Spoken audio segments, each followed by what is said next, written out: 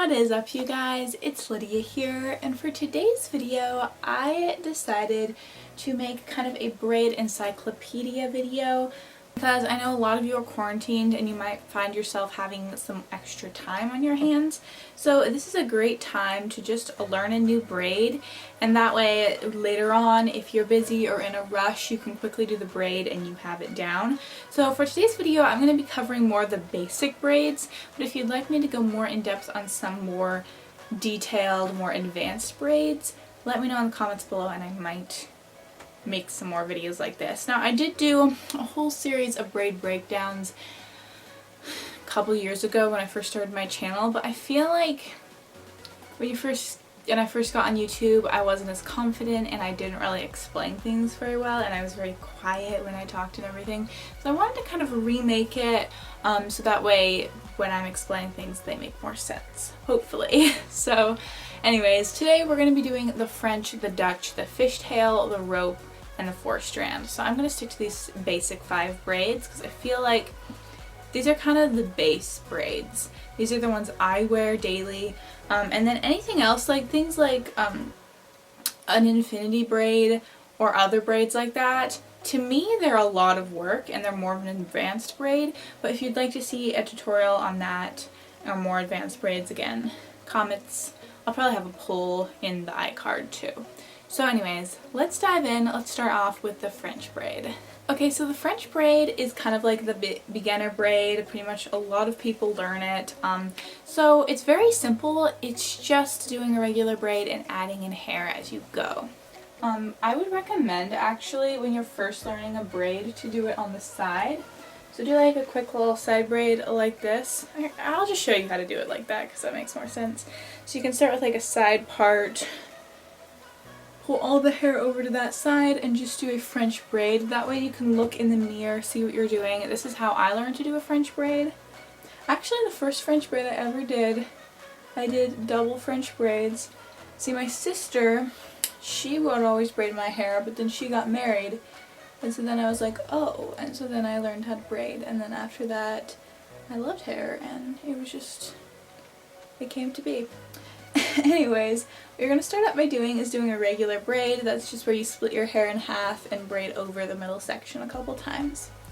Then once you've done that, how I'm going to do it, I normally hold all the sections in one hand, pick up the new section with my free hand, drop it into the section closest to it, braid that over, and then reposition so that all the sections are in my other hand. Now I'm not going to go too in depth on how I hold the hair because I feel like everyone does it completely differently.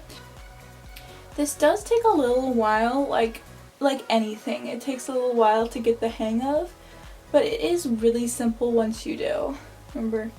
And I recommend not trying to braid like super loosely. You kind of, every time you braid over, want to kind of tighten it up. And then if you want it loose later, you can pull it apart. And the sections you pull in, it just really depends on what you're doing with the braid. So you can pull in really small sections to get a really small detailed braid, or you could pull in just kind of medium-sized sections like I did, or really big sections. Once you've done the French braid, you can do whatever you want with the ends.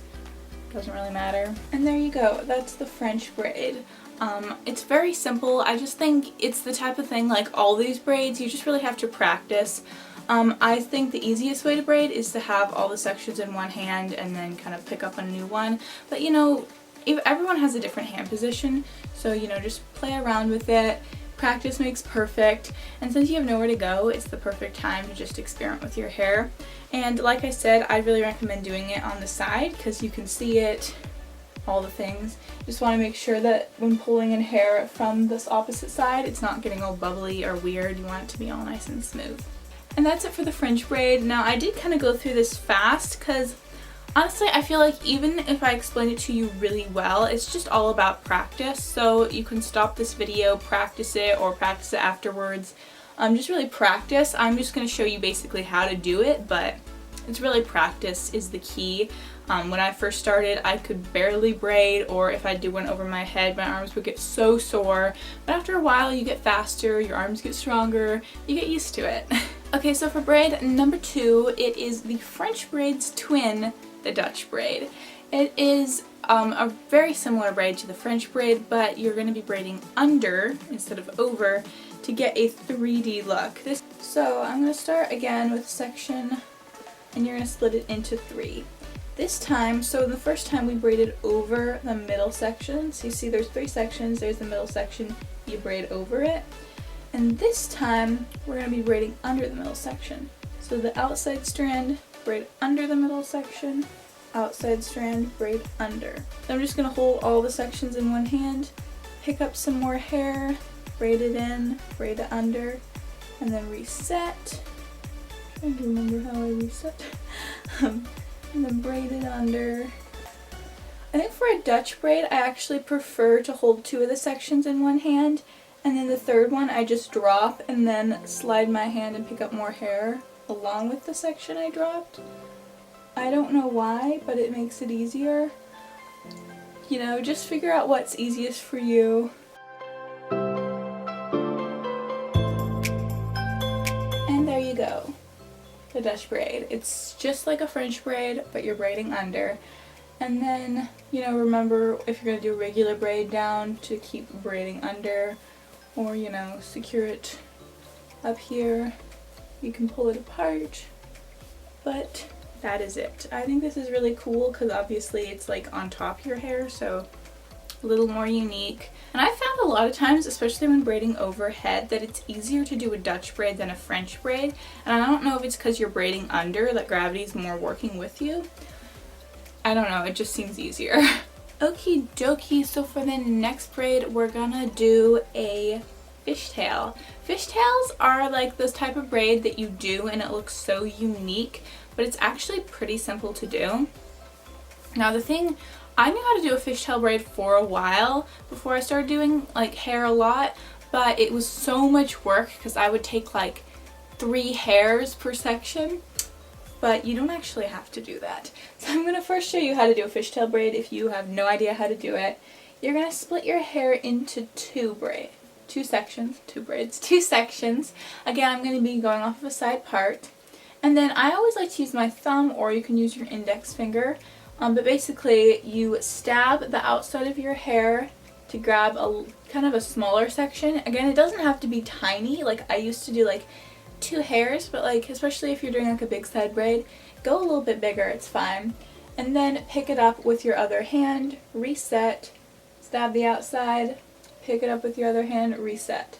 So the easiest way, like I said, for me to do it is to use my thumb, just stab, rotate my wrist, pick it up with the other fingers. Or if you want to use your index finger, you can just stab it and do the same thing.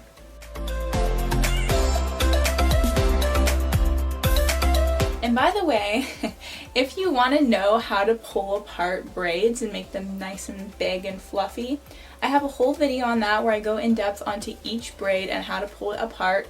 So I will link that in the iCard and below. I really would recommend watching that after watching this to just get the full how to do a braid and how to make it big and fluffy.